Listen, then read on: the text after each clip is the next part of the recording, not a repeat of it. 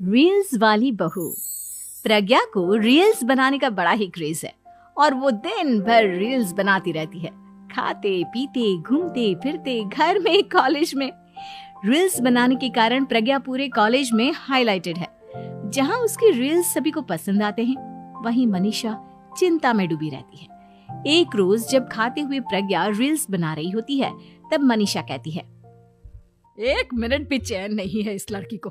ये नहीं कि खाना तो आराम से खा ले, लेकिन नहीं, अरे थोड़ी देर रील्स नहीं बना टूट पड़ेगा।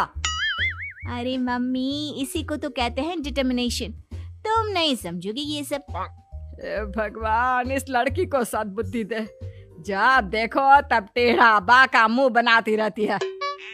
मनीषा की बात का प्रज्ञा पर जरा भी असर नहीं होता और वो खाते खाते रील्स बनाती। दिन बीतने लगते हैं और देखते देखते प्रज्ञा का कॉलेज भी खत्म हो जाता है।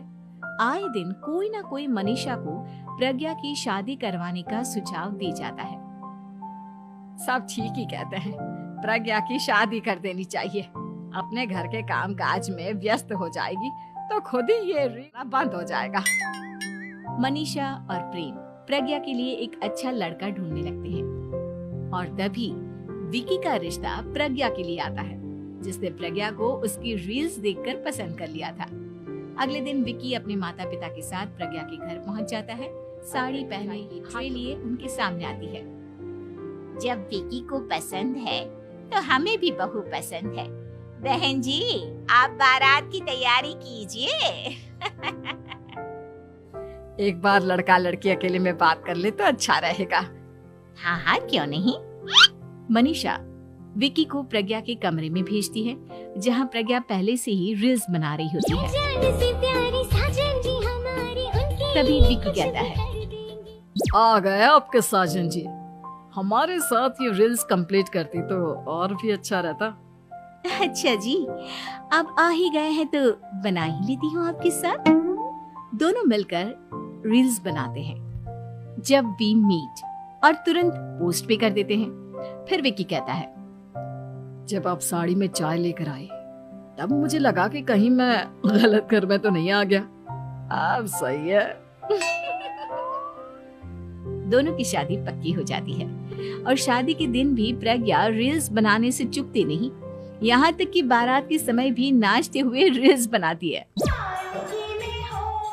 सभी लोग प्रज्ञा की तारीफ के पुल बांध देते हैं और प्रज्ञा नाचती गाती अपने ससुराल चली जाती है।